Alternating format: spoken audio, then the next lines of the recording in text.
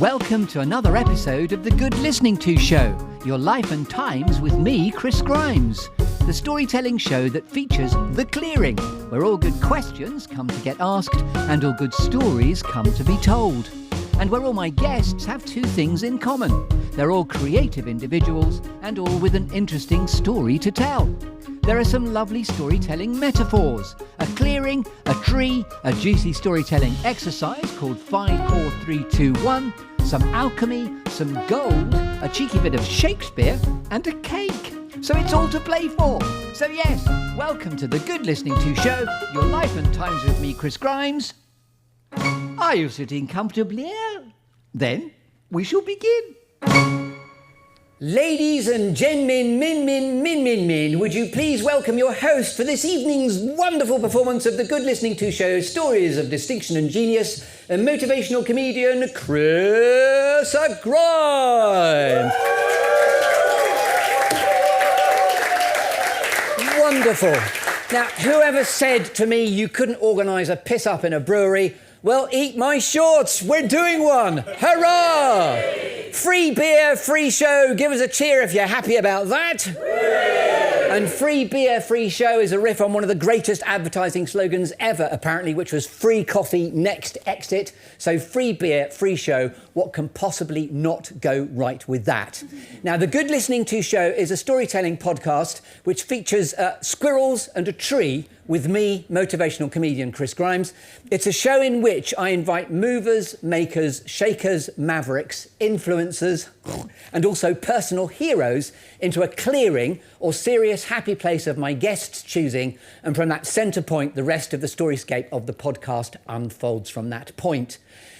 I'm absolutely delighted that tonight is also the launch of a brand new series strand called Best of Bristol, Bristol Voices, which is setting out to tell all the best stories of all the creative endeavours that are happening in my home city of Bristol.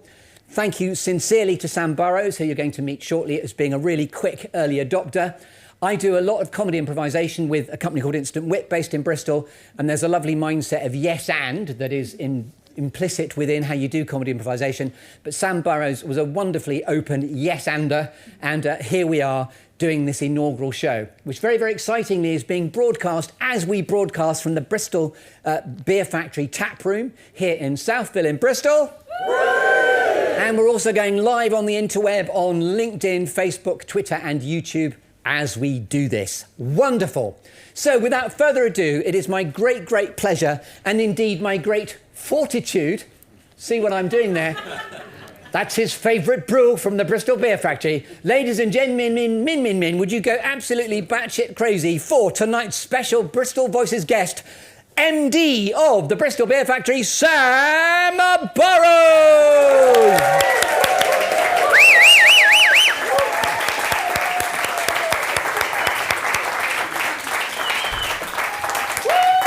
Thank you.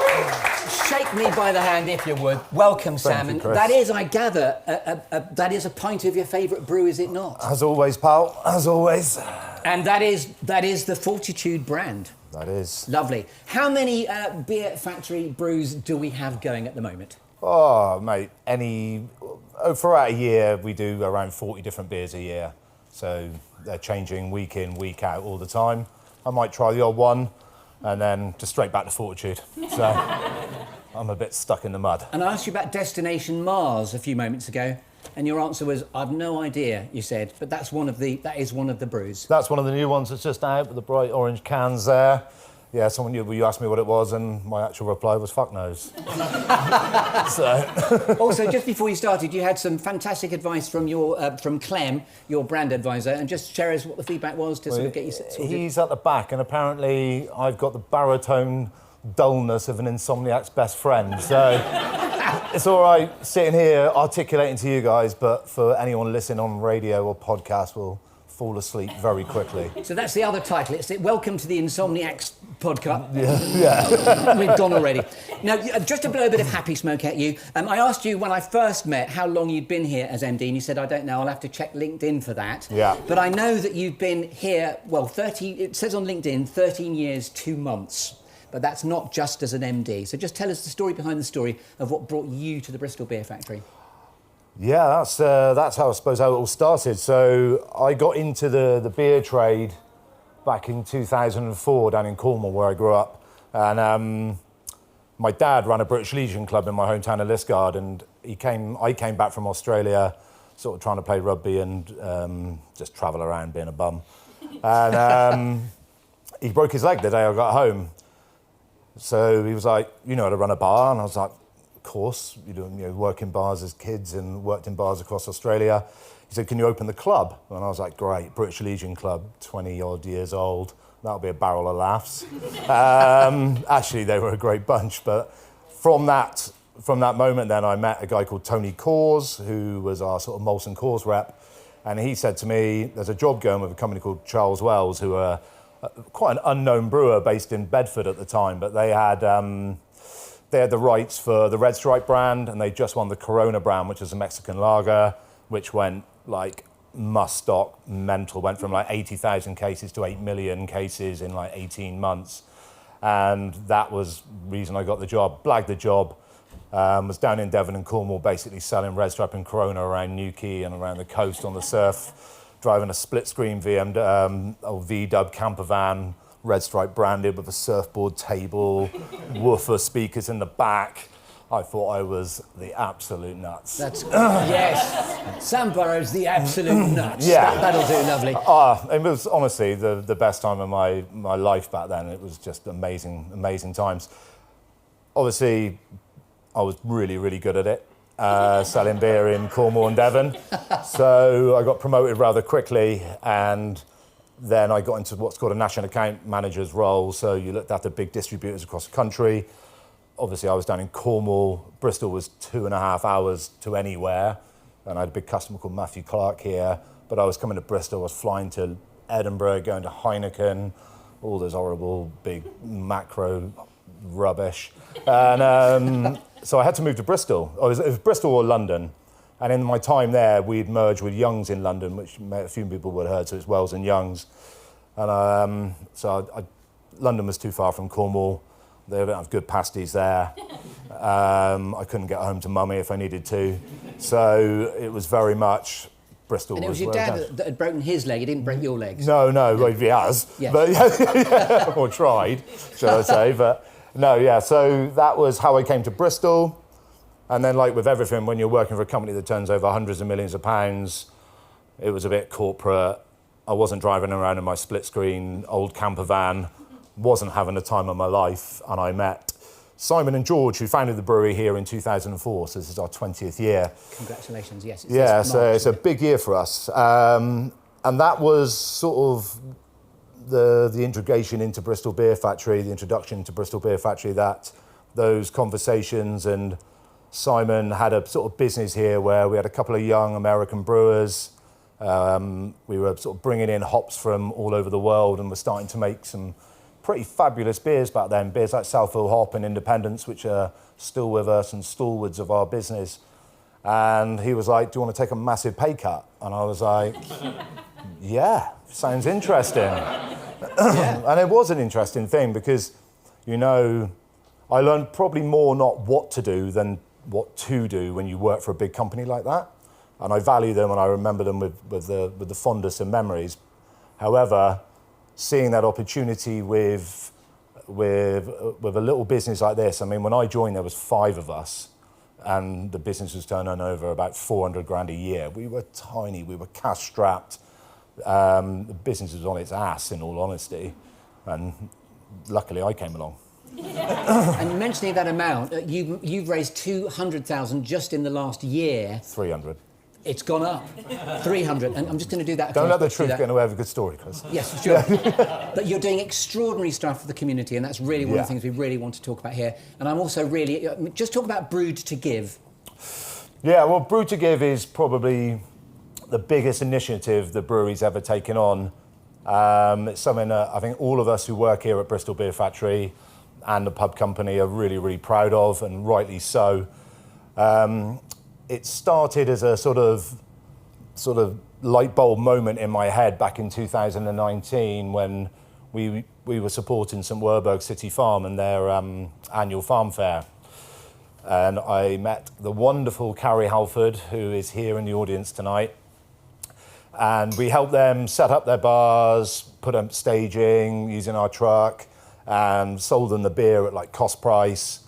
And at the end of 5,000 people came through the doors that day, and it was just one of those brilliant events. When you see the amount of work and the programs and the initiatives that the farm were doing for their community and for the adults and kids in Bristol, it was quite an eye-opener for me. And when Carrie told me how much money they had raised, I was just like, oh, if I just given them that stock, beer is our currency. It's not like I'm writing checks. It's that ability to use that currency really wisely, and we can turn that can of beer from £1 into £3 or £4. So I sort of chatted to Carrie about it and the success of that event, and realised that I think I'm right in saying if we'd actually given them the stock, they would have made another £4,000 or £5,000 on top of the 22 that they'd raised that day, which is such a significant amount of money, allowing the farm to continue all the good work that it was doing.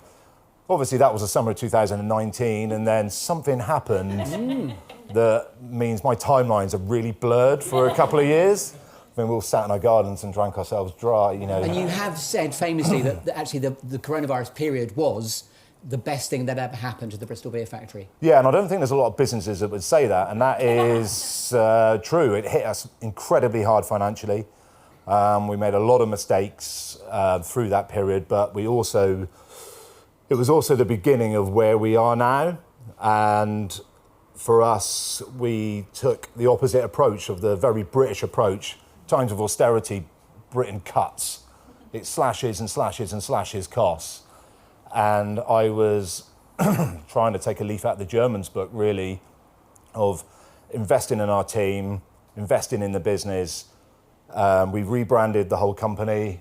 Clem at the back, who hates my dulcet tones, is a big part of that. He's still awake, yeah. So everything you see, the road mapping, the branding, the beer names, how we look and how we are perceived is down to Clem. He does an amazing work for us. So we did that. We also developed our lager Infinity, all the processes of building that. But then the big key one, we sold our bottling line and bought a canning line. And this was all in preparation to get ready. So when the market reopened that April, we were ahead of our competition. We had a whole new brand portfolio. We had rebrand, we got rid of the bottles, got the cans, we were ready to go bang. But the big thing that we did do in that period, and which has been a game changer for our business, was we developed Clearhead. And the Clearhead story, along with meeting Carrie and our work that we've always done loads of work within our community. That's always been really important to us. What we hadn't done is find a way to bring it all together and make it a really effective mechanism to support Bristol and the people that live in this city. So Clearhead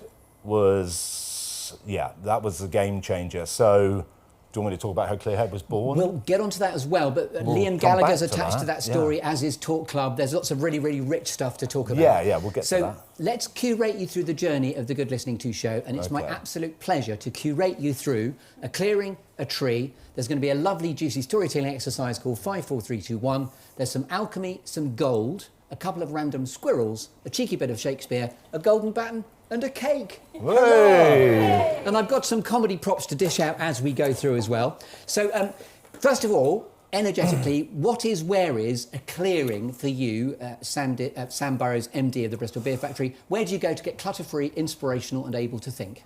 This was a hard one, because I'm a Cornish boy through and through, but I'm also a mountain lover. So I was a bit tired of this, but if I didn't choose Cornwall and Port Scaffo on the south coast in Roseland, where my parents live and where I get those golden couple of weeks a year to hang out with them and with our children. So we're in Port Scaffo, Roseland Peninsula. The sea is lapping, it's not the rain. And that's where we are. So here we go. We're in Port Scaffo on the Roseland Peninsula. Yeah. And your two children are Jack and Noah. Is that right? Jack and Noah, well done. Yes. And you've missed a trick on not calling them Jack and Nori. But anyway, that's Tumbleweed. aging myself terribly there. So yes, we're going to be there then at Port Raffo. You said, didn't you? Port Scaffo. Port Scaffo. It's all about listening. There you are, Port Scaffo. Yeah. I'm now going to arrive with a tree in your clearing. I'm going to shake your tree to see which storytelling apples fall out. So how do you like these apples? So this is where you're going to talk about 4 things that have shaped you and all the Bristol Beer Factory. You can go where you like, when you like, how you like, as deep as you like. So 4 things that have shaped you. Just to reassure you at this point, it's not going to be a memory test. I'll go back on myself. 3 things that inspire you. 2 things that never fail to grab your attention, and borrowed from the film Up. That's a bit, squirrels. You know, what never fails to grab your attention, irrespective of anything else that might be going on for you and or the Bristol Beer Factory. And then the 1 is a quirky or unusual fact about you we couldn't possibly know about you until you tell us.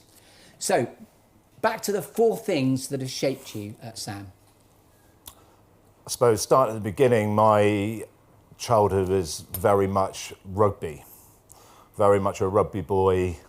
That sense of community, that sense of being in a team. I was quite a late developer, so sort of the first until 12 years old, 5 to 12, I was absolutely useless at it.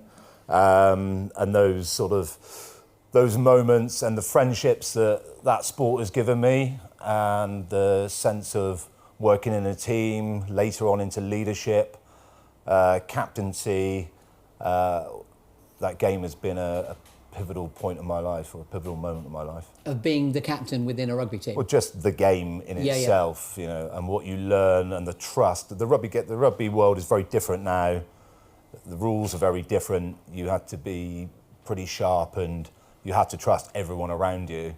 And I have a friendship group that I played rugby with since we were 5 years old, and I'm 46 now, and we still get together every year. And, you know, that means we've been friends for 40 odd years, which is phenomenal. And there aren't many organisations, a lot of people meet their friends for university and stuff, and will have friends for life, but there aren't many people who can say they've got that group of 8 mates that they've been together from some of us, for 2 or 3 years.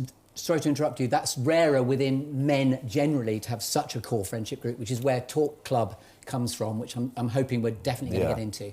But you don't have to go into that yet at this point. What was the other question? I'm just hearing also a through line of whenever you're put into a position, there's a leadership emergence in you. You know, your dad opened up the Legion Club, rugby team, be the captain. You started working for the Bristol Beer Factory, become the MD. So there's definitely a through line there of leadership. Maybe. And one thing that I researched about you about leadership is you've said all the best ideas with you as a leader are already within these 4 walls because of how you've chosen the team around you and how you've all risen together. 100%. Yeah. And without question, I mean, we'll probably I want to talk about my team later on. But without the people you work with, without the people you play sport with, if you don't delegate, and more importantly, the future of success. Delegation's great. People want responsibility. You give people responsibility. But if you want to see what success looks like, it is all about empowerment and that trust that comes with empowerment. So the people that lead and run our teams, the different departments across our business, they are the ones that make the difference and allow me to do the projects that I'm working on. And they're the guys that are driving this business forward. And that takes trust, which is categorically number 1, and me to keep my nose out of everything. And, you know, that's what empowerment is, isn't it? It's allowing people to flourish, to develop, to learn. Our senior management team are all in their first sort of leadership roles themselves, and seeing how far they have come over the last 4 or 5 years is the main reason we are here, the reason we're doing things like Brew to Give, the reason we're doing everything as well as we are as a business. So you almost want to make yourself redundant. That's how I feel. Like, if I'm doing my job as well as I can and empowering the people within the business to do their jobs as well as they can, they'll hopefully be a little bit blinkered on their departments, which leaves me a little bit of a role to keep steering the ship. Else I will be redundant. So there's an inference there where you end, they begin, and that's the whole point of teamwork, to make the dream work in that case. Absolutely, yeah. So we're getting definitely the story of you as an emerging leader in your first shapeage. So going back to the 4 things that have shaped you, on to the second shapeage now. Obviously my parents, only child, don't suffer from only child syndrome at all. Just to be clear about that. Just to be clear. Again, you know, small family, entrusted. You know, I made very few mistakes. I pushed the lines. I did everything that every teenage boy will do.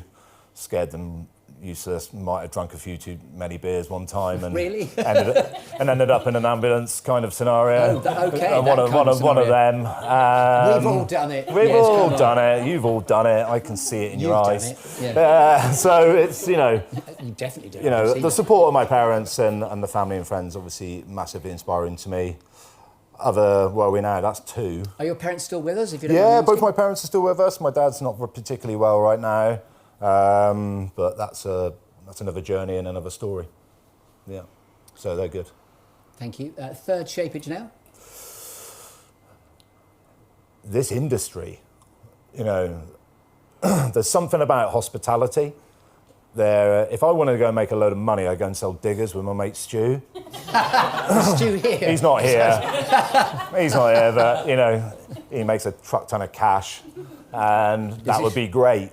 But as I said earlier, money is not the thing for me. It's what we're building, what we're trying to achieve here. And this industry is just infectious. If it gets into your blood, you're in it. There's nothing else you can do. I couldn't go and do anything else now. Yeah. You know, it's ever changing, it's ever evolving.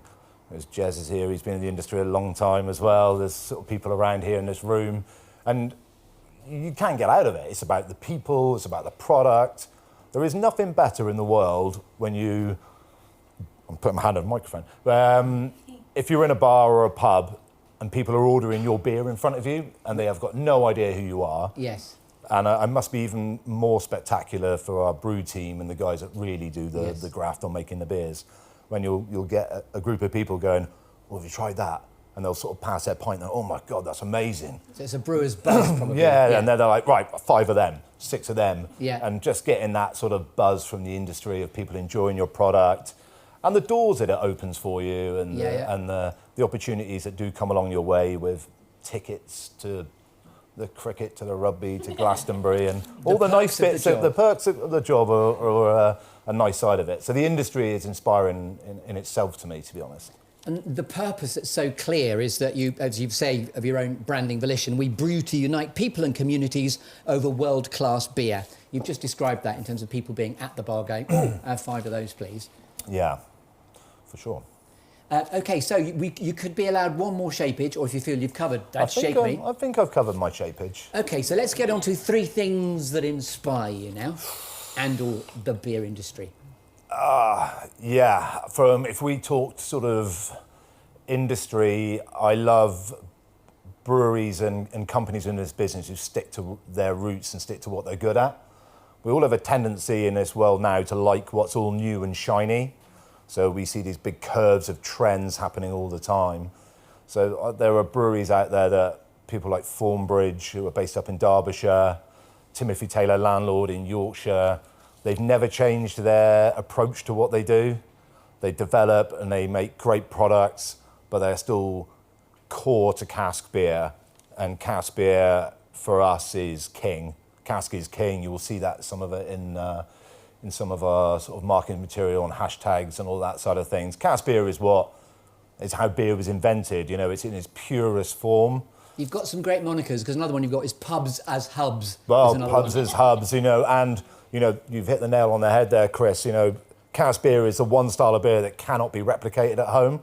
You can get cans and bottle conditioned beers, but when we came out of lockdown, I sat in the Barley Mow, which is another one of our pubs, and I very rarely pull rank, but I was like, the first cask out of that handful when this pub opens is mine. I don't care what anyone says, they can all fucking wait. I'm having that pint. And it was one of the most glorious pints in the world. So you're a man who knows when to pull rank. Yeah, very rarely. Claire, you're listening to that. That's great as well. Very good. So yeah, those are the sort of inspirations within our business, and I think they're great people for us to make sure that we sort of follow their journey. And 'cause it's very easy to get veered off and get pulled. Everyone's got an opinion. Loads of people love to drink beer, and loads of people love to tell me what we're not doing right. They've all got an opinion. Look at them. You know, and that's great. And some people's ideas are brilliant, and I will take them, and I will listen to people. I always listen to people. But that staying true to yourself is really, really important. I think we're brilliant at that here. Yes. So that sort of inspiration trade. Are we on inspiration? Yes, this is definitely that. Yes. Definitely inspiration. Whoever, yeah. And then, I suppose, sporting inspirations. I'm a terrible golfer who loves golf, but I can still beat Johnson at the back. There he is, who plays every day. And you'll have heard the joke that golf allows you to dress up as a pimp for the day. Yeah, absolutely.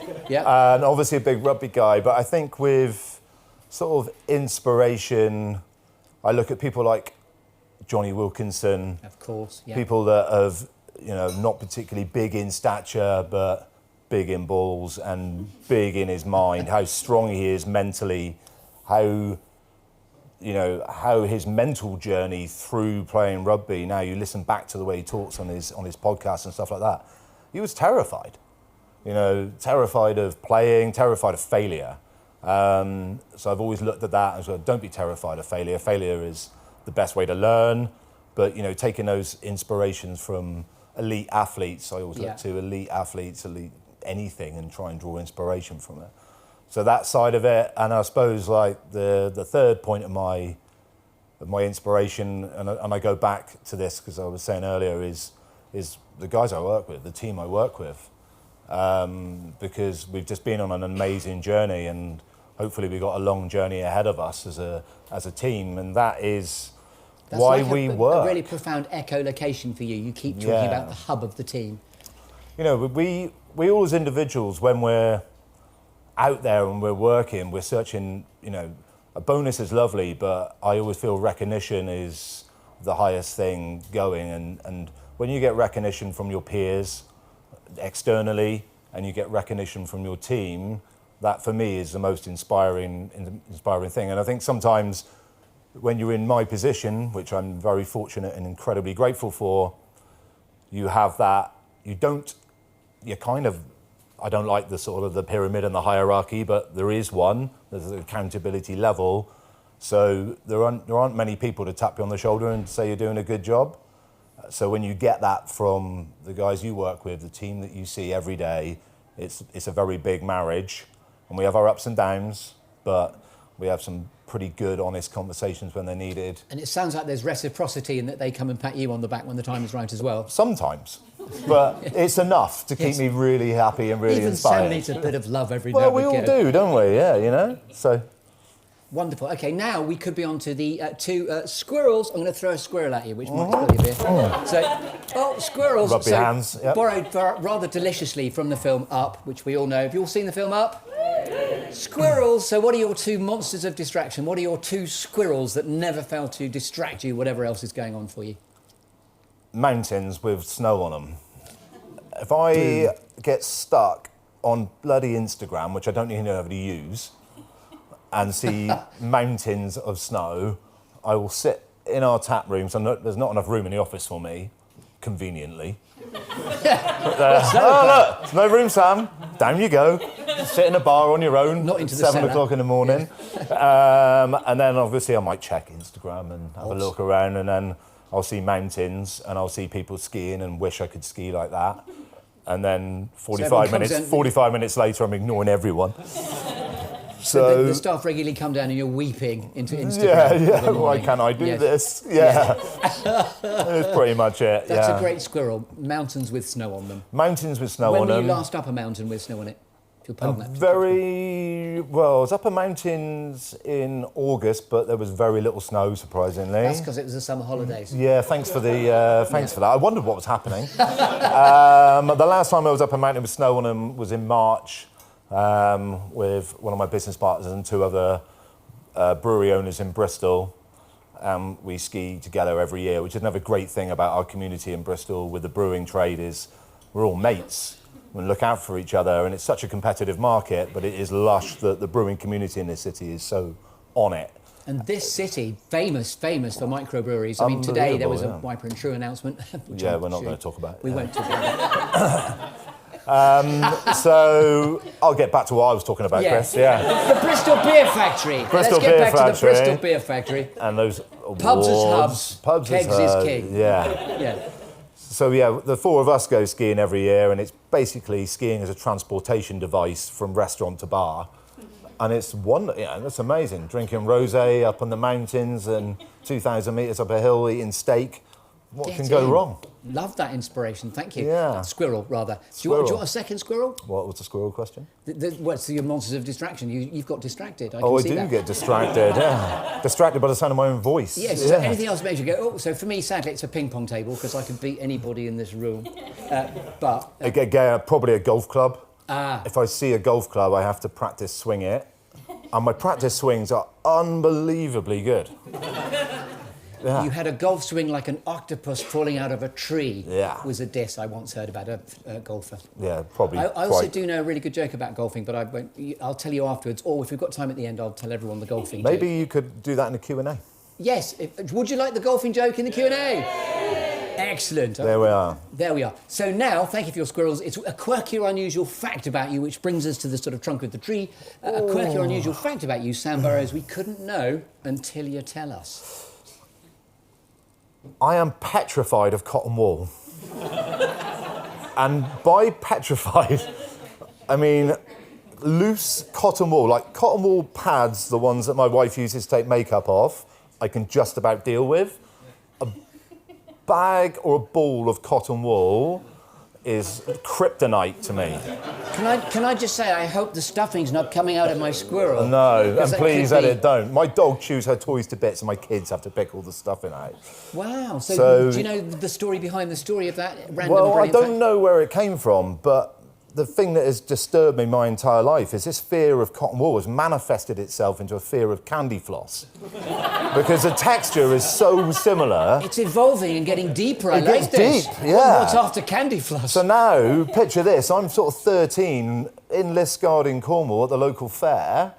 Candy floss man is chasing me. I'm sprinting like an 80s Halloween movie. So it's not coulrophobia, it's not the clown face, it's the... No, it's the cotton wool or the candy floss. Cool. Yeah. You are very random, we like you for and that. I just can't handle the texture. It just... On my stag do, the first morning I woke up...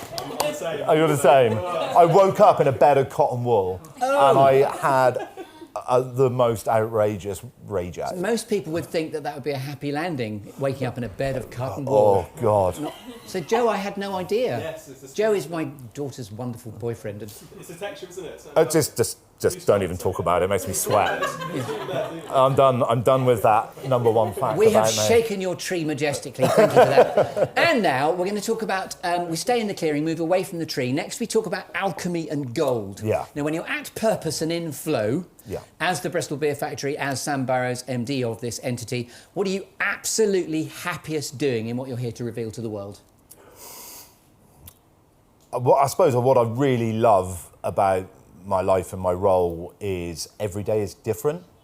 And then, as we talked about earlier, sort of seeing all the parts come together, bringing Brew to Give to life. And let me say this, without Carrie, Brew to Give would not exist. You have these ideas and I'm in the position to make those ideas come to life, but I would have fudged the hell out of it. It would have been a disaster. And I'm so thankful to Carrie for coming on board, leaving St Werburgh's and coming to us to make that happen. What am I? I'm leaving. I'm going left off again. No, that's completely. This is purpose, absolutely. Yeah, so the purpose of that, and I suppose the work we have done with. And your purpose is getting the right team around you. Yeah, it's all about that. And let's now segue deliciously with that segue into talking about Clearhead and Talk Club. So it's an extraordinary story, and it is about men feeling safe in spaces in which they do feel safe. And I know that Liam Gallagher's also done a single which is called You're Too Good for Giving Up, which has just sort of lanced the really significant boil, I suppose, of the incidence of young men's suicide. So you have partnered very overtly with Talk Club. Just tell us the story of how you got involved. Yeah, so Talk Club, so you wouldn't believe it right now, but a few years ago, I used to train pretty regularly in the gym next door. And Sorry, I laughed too much then, nobody else Thanks, did. pal. Yeah. So the owner of the gym, a guy called Craig Stevens, gave me a call and said, we've got this guy called Ben Akers, who is one of the founders of Talk Club, and he's looking for a space to run this men's talking and listening group in its basic form. He wants to talk to you. Are you happy to meet him? Exchange numbers, etc., etc. So Ben came here. He told me about Talk Club, and he was looking for venues to host his first Talk Club meeting. So I was initially rather sceptical and a little bit, well, look, we're an alcohol brand. You're talking about men's mental fitness, men's mental health. So I had obvious reservations about it. And Ben, I don't know if those of you who are lucky enough to met him, he's the most incredible human, incredibly passionate, and has just gone on the biggest journey with what Talk Club is and what it's become. But his words were to me, if you've got to walk through a sterile sort of reception to go and see somebody to talk about your mental health, that is an incredibly difficult process. We all know with anything, when you learn within yourself, it's those first steps are the hardest, and he was rightly so now, and it's so obvious. I need a space where men feel comfortable walking through the door. If those barriers are up, they're not going to come. Although, there'll be far few would come.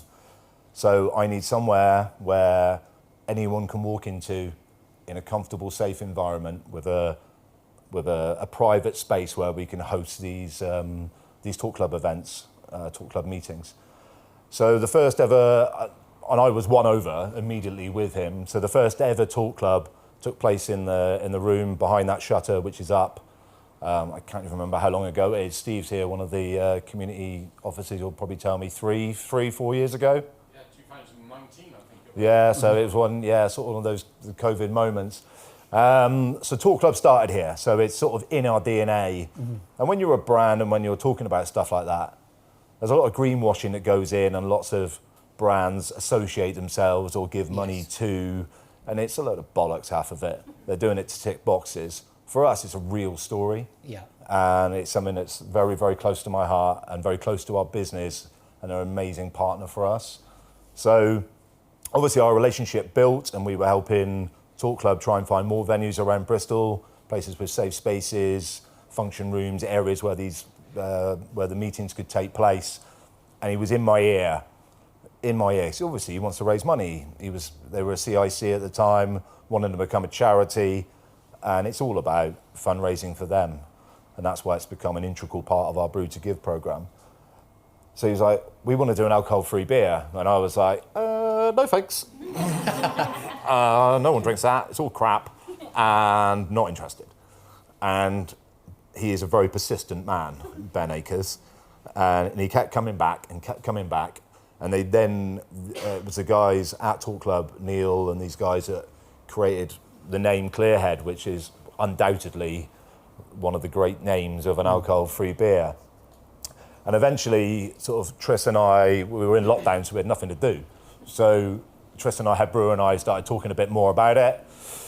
Started talking as a team. We were, a little bit, there was a few reservations around where alcohol-free beer was, and we were very lucky that we got in first, or one of the first movers in it, especially within Bristol.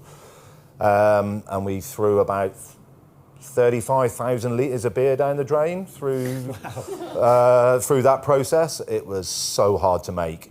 And we had to get in a bit of help to help us. We had to use a special technique to make it. We don't have the luxury of having de-alkalizers and make the alcohol, strip it all out, and there it is, job done. We had to brew it at 0.5%. It takes a lot of skill, and it's something we've continuously adapted and working on and making that process better.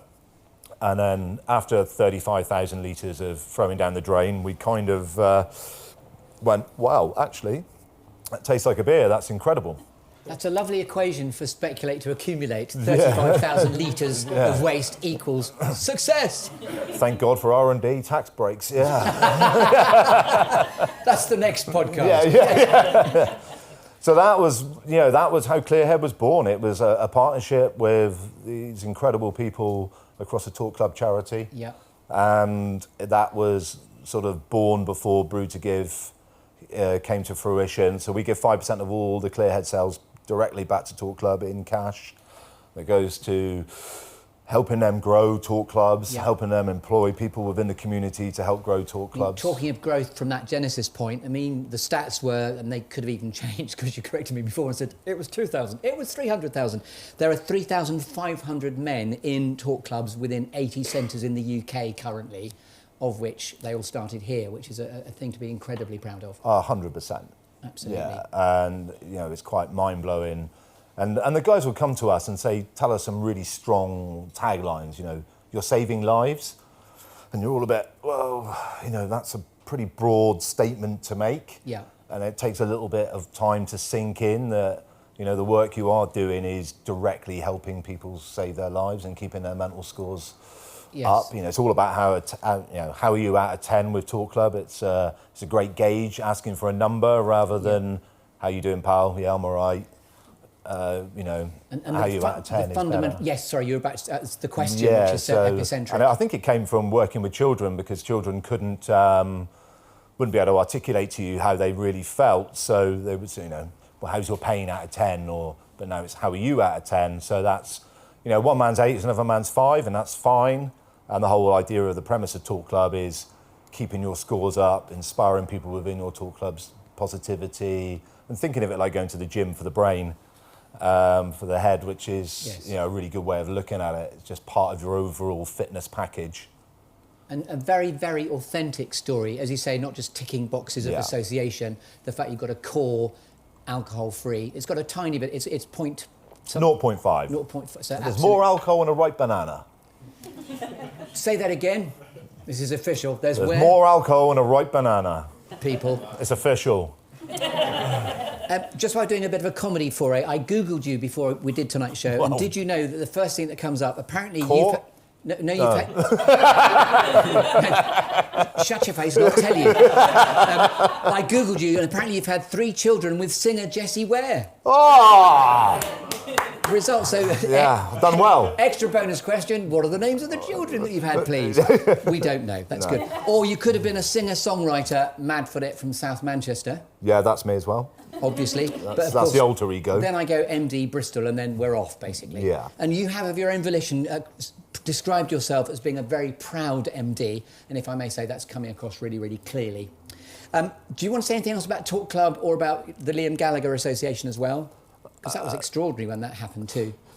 That was nothing to do with me. Absolutely, that's all Talk Club, and I suppose their story is inspiring to so many that people like Liam Gallagher and Richard Hammond and Tyson Fury and other people that have had very public, troubled difficulties with their mental health are jumping on board because they see how important it is. Related, obviously. So, for us, I suppose the other thing I want to talk about from a Bristol Beer Factory perspective is we do all this work with Brew to Give and our incredible team, the work we do with Clearhead, but it's also the work we're doing behind the scenes with sort of our impact as a business and on our environmental impact. Report, yes. So that is something that we've warts and all sort of displayed and published recently, which is a big project that my colleague Clem has worked on. And that's really about showing, our impact to the environment as a brewer. And you'll see a lot of companies, there's 3 scopes to it. I'm not completely knowledgeable about all these things, so if I get this wrong, I apologise, Clem. But a lot of people will show just scope 1 and 2 or scopes 2 and 3, whichever it may be, which actually makes a lot of business look really good. But when you look at your full supply chain from hop producers, and we buy hops from Australia, New Zealand, North America, all over Europe, the same with some of the malts we use, most of that is UK produced. But we have a big effect, and that scope, whichever number it is the big part of how we do that. So we're challenging our supply chain to do a better job. We're telling them what we're doing and what we're working on and how we can be a better business and how we can get to net zero without greenwashing and without telling a load of Frank Bollocks. So that's our journey. Frank Bollocks is my next guest. And some boy. Yeah. I look forward to speaking to Frank Bollocks on the show. That's great. So yes, now we're going to talk. I'm going to give you a cake. So Can I eat it? that's not cake. That's a fucking squirrel. So here's a cake. So there you go. You Thanks, get to put pal. a cherry on the cake now.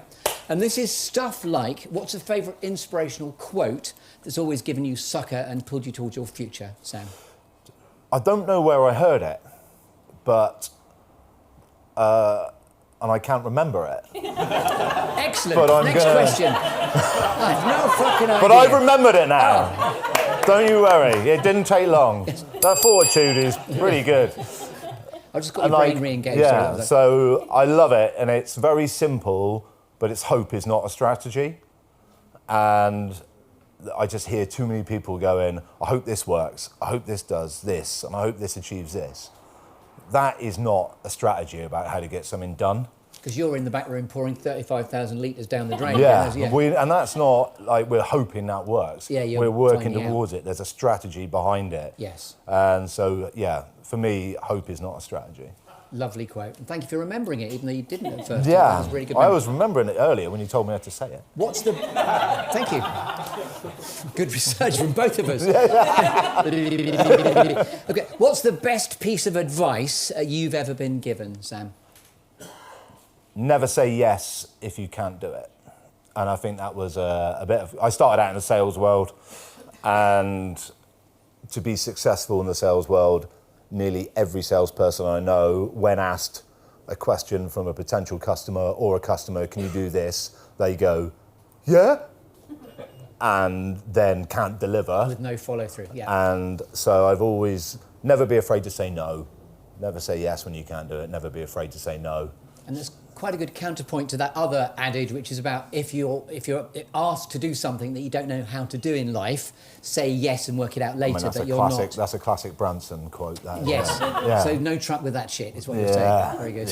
Yeah. Okay, so we're going to ramp up to Shakespeare shortly. Oh, I'm very knowledgeable on him. Very good. And we're just borrowing from the 7 Ages of Man speech. All the world's a stage and all the men and women merely players. To talk about legacy in a moment. But just before we get there, I think it's fallen on the floor. I've got to go behind the plasma screen to get something that fell over. Oh, that. This is the lovely moment, which is called Pass the Golden Baton moment, please. So now you've experienced this show from within and the storytelling construct, who would you most like to pass the golden baton along to? Who would most enjoy being given a damn good listening to in this way?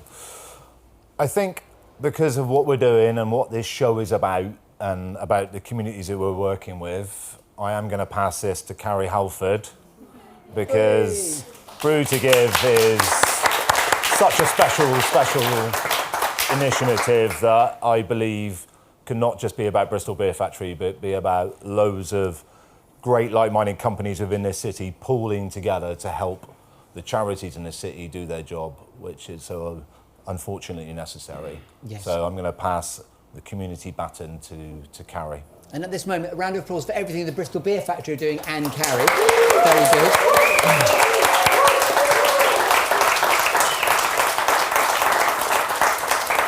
Okay, so where can we find out? I'll get on to Shakespeare in a second. I'm just going to change the end of it slightly. Where can we find out all about, because we're broadcasting live to the world as well, where can we find out all about the wonderful work of the Bristol Beer Factory on the internet? On the line? Beg pardon? On the line? What? No, just Yeah. where do we go if we're watching? It's not complicated. Isn't it? If people are watching thinking, I need to go to the URL, what's your website and your Twitter Oh, handles? that. That's www. No, there's another W. Oh, God's sake. Is there? www. Well, whiskey with water. Yes. Yeah. bristolbeerfactory.co.uk. It wasn't complicated, was And it? there you will find all about Brew to Give, all about our impact report, all about our relationship with Clearhead and Talk Club, and all about our wonderful world-class beer range. And you're a microbrewery, and I was going to tell you No, a we're not. micro... No, you're not. OK, apologies. Because I was going to make a segue into how your impact is micro and macro. I was Let's do flying up the street Do you know that expression, flyering up the street? I was badgering my neighbours with, you want to come to the show? It's got free beer and everything. And Sonia and John, who are my neighbours, just to make it really specific, came dashing out when I'd given them the flyer and said, Bristol Beer Factory are fantastic. Our school's just got loads new gym equipment because they gave us Clearhead for free. We sold it for £4 a tin, and we've got loads of new equipment, and that's just a really brilliant micro example. I think that is just the premise of Brew to Give. We're taking the can of beer for £1 and turning it into £4 and helping charities fundraise really efficiently and making the most. So just to tell you where Brew to Give is at the moment, we're about 15 months into the project, a little bit longer now. We've vested over £100,000, cleared over £300,000 of unreserved funds for over 150 different groups and charities and CICs across the city. So it's really starting to make a difference. Yeah.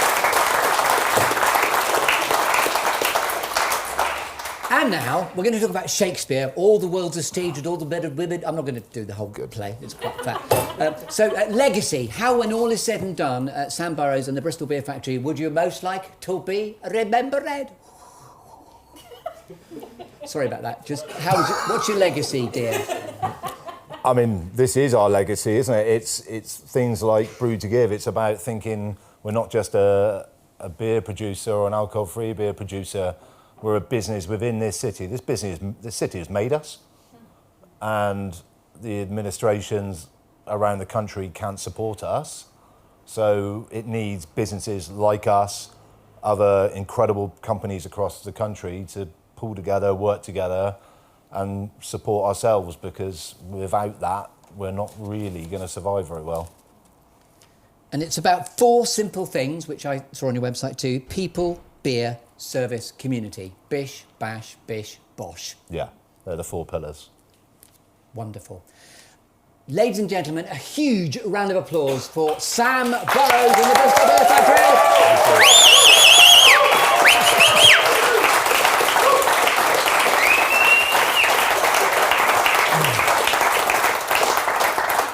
Now, because it's live and we have the opportunity to do this because you've got a pulse and everything, you're a live audience, this is now an opportunity to throw a question brick around the room. It's very soft, so you might get twatted in the head, but it won't matter. So what questions might you have for Sam, having listened to the show? Lovely, it's right at the back there, which is very convenient. So I'm going to just hurl it, don't worry, look to catch it, mind your beer. And mind your head. Can you pass it back? Wait till it gets there. Wait till it gets there. There's a microphone in it at the top. The microphone is in the brick. Just hold it in front of your face and... In Cornwall, what was your rugby club? Liscard Terrible team. Terrible team. Yeah, I'll go along with that. Lovely. Next question from anybody, anywhere in the audience. Yes, sir. Where do you think your social awareness, social drive came from? Was that your parents or rugby or where? Probably the people I work with, and it's a really good question. And someone asked me that, who was I talking to last night? Lauren from Season and Taste, which are a restaurant group. So where does this come from? I was, oh God, that's deep. I don't want to go there. Yeah, it's the people I work with and the inspirational people around me, people that really give a shit and help drive you and push you in the right direction. It's not all about me steering a ship. It is about the inspiration I get from the people you work with when you work within your community and you meet people like Carrie at Somewhere By City Farm or people within our teams, and we should look at this. We looked at B Corp. Looked at that sort of getting that accreditation, and we sort of went through a bit of the process, and we just, you know what, we'll just strip all the good bits out of this and we're going to lay it into our business and you know, and be better employers, be better engaging with our communities and all these things. So I've always been incredibly open to it, and I'm not going to I can't kind of really pinpoint it. I've always like, I suppose, wanted to be generous. Maybe I just want to be liked. Maybe it's just that deeply self-centered. I'm not sure. But, you know, hopefully we're going in the right direction. We're doing all the right things. It's a really good question, so I deflected that a little bit. You very much strike me as a man in very much the right place at the right time, doing exactly the right job in the right city. Life's timing, isn't it? Next question. 3 is always good to have at least 3 questions. So has anybody else got a question humming inside your brain pan? What would you like your golf handicap to come down to? There he is. It's irrelevant as long as I beat you, Jono. Wonderful. A failed diss there from Jono, was that? Whose handicap is obviously worse than yours. His handicap is golf. I can tell you the golfing joke at some point as well. Any other questions from the audience? Yeah, there's one Yes. there. I think it's a lovely lady called Penny. Would you mind chucking it, Ben, behind you? There's a lady with her hand up. Yes. Hello. Great job, Chris. Hi, nice to meet you, Sam. Thank you, and you. I'm speaking into it. You said earlier that mistakes are learning opportunities. What's been your biggest and costliest learning opportunity that you'd like to share with us all? Sorry, can you say that again? You said earlier that mistakes are just learning opportunities. What's been your costliest, perhaps most emotional learning opportunity that you'd like to share with us all? Oh, that's... Or that you can share with us all? I suppose that's an absolutely brilliant question. I haven't made any. I've learned from other people's. You watch the shit that other people get into. Yeah, I mean, some of them for sure. I suppose the learnings that have really helped me the most, especially in sort of the management of people, have been, as I said, I think I sort of alluded to when I worked for Charles Wells and Youngs, I learned more not what to do than what to do. And watching an organisation that was a lot of jobs for the boys, people just being promoted into roles because they were mates and all that kind of stuff. And I thought, I'm never, ever going to do that. You know, look from within, create opportunity within the business. When the timing's right, bring fresh people in because fresh impetus is always great because you get a bit blinkered in your own world. So, yeah, probably just, as I say, just crap management and learning what not to do. You know, seeing what not to do to learn into what to do, yeah. That's a great question, thank you. Lovely answer too. Are there any more for any more? Yes, another question. Would you like to throw the brick, please? You're doing very well with brick throwing, thank you. Put that on your CV. Hi, I'm from Redcatch Community Garden, one of the community organisations that you support. Thank you very much. You're welcome. My question is, what would you say to other CEOs or MDs of other corporates to get them to feel what you feel to support other community organisations? Well, I think with our sort of dreams of, and Carrie and I talk about Brew to Give and its future, I think, you know, we've gone ahead and we've built this and we're building a platform, and now that we can kind of show people that it's not only the right thing to do, but it's actually good business at the same time. So I think people will always be fearful. So we give 2% of our turnovers. That's how we create our budget for the previous year. So last year we did £5 million. So our budget was 100,000. And that's this is a volatile industry, and committing that is a commitment, and you've got to stand your ground when you make a commitment like that. And that 2% will remain, and that is how we will define the future of Brew to Give. But what I want, and hopefully sort of Carrie feels the same, is that we can create that platform where fundraising is quite simple. It's about bringing people together over the things that we all love to drive and create money for the charities that we're working with. So if we can as an alcohol brand, we can't hit everybody. You know, we can't really work with faith groups where alcohol doesn't work. We can't work with homeless charities. We can't work with children's charities. We'll support them, but that'll be through cash, but we can't turn up with cans of beer and bottles of beer and do all that, which, you know, usually involves a good time and people spend wisely. So what I would love to see Brew to Give involve, how that evolves, is then like-minded companies see what it's done for us and what we're doing within our communities within the city, raising that bar, raising communities, which is what Brew to Give is all about. And it doesn't have to be 2% of your turnover, but it's like using, as I've sort of arced on it about, like the currency.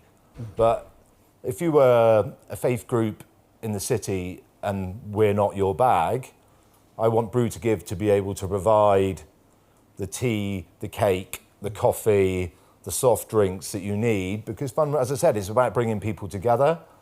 So we want to be able to show that and elaborate that, and Carrie works relentlessly with better business groups and networking and our journey and why we're publishing it so much and what we're doing and talking about it. And we're very transparent, and it's very key that we're very transparent. So that is how we are going to inspire other like-minded businesses to join in. You know, my dream is that Brew to Give, produces £1 million of unreserved funds back to the cities, the communities of our city. Mm-hmm. We won't be able to do that ourselves unless things go stratospheric, which I hope they do. If we can do it all, great. But we will need some support along the way. And we need that support along the way because we want a greater reach. We want to be able to get to the communities that don't particularly fit our bill as a brand that we are and the business that we are. Lovely answer. Thank you very much. Any more questions? Yes, sir. Can you throw the brick behind you? Thank you very much indeed. Thank you so much for the questions that are coming. The question is, who thinks up the names for your beer, and is it the person's sole job? Now that, Mr. Lyons, is a very interesting talking point in our office. I'd like to do the it, naming actually. of beers. As I said, we make somewhere in the region of roughly around 40 beers a year, 30, 40 beers a year, which a lot of those are new. I used to do it all, but that was a long time ago. When you had a clear head. The gentleman who sat at the back there, Clem, who tells me I'm an insomniac's dream, is mainly responsible for 99% of the names. There are a few that we all sort of hold tight to that were our own, and now it's got to the point if you suggest a name, he won't use it because it's all about Clem. So Thank you. Clem does nearly all of our naming, and I tell you what, it's a seriously hard job when you're producing that many different beers. If you look back at our back catalogue, which I wish we could sell to Virgin for a load of money, there are a lot of names in there, some absolute beauties. And you'll know that Clem's turned megalomaniac when there's a brand that comes out just simply called Clem. I mean, that will never happen. I think that was clear. Yeah. So, yeah, he's the man. He's right there, Johnny. Any more for any more? That's sort of beginning to feel like the right amount of questions. Thank you very much indeed. Just a final question from me for you, Sam. And as this has been your moment in the sunshine, in the construct of the Good Listening To show, is there anything else that you'd like me to have asked you, or is there anything else you'd like to say? No, I think I think it was really important for this opportunity to chat to you guys. In fact, I want to say thank you all for coming, really, on a wet Tuesday night. I really appreciate it. But that, for you to get a little bit from the horse's mouth, a little bit about how Talk Club was born, what we stand for as a company, what we're trying to achieve as a business, and our responsibilities and what we want how we want to help our city. And I hope we've got that across. And when you're in a bar somewhere and there's 3 or 4 different beers to choose, know that 2% of that is going back and you are making a difference. Yes. So thank you again. Wonderful. Cheers. Thank you.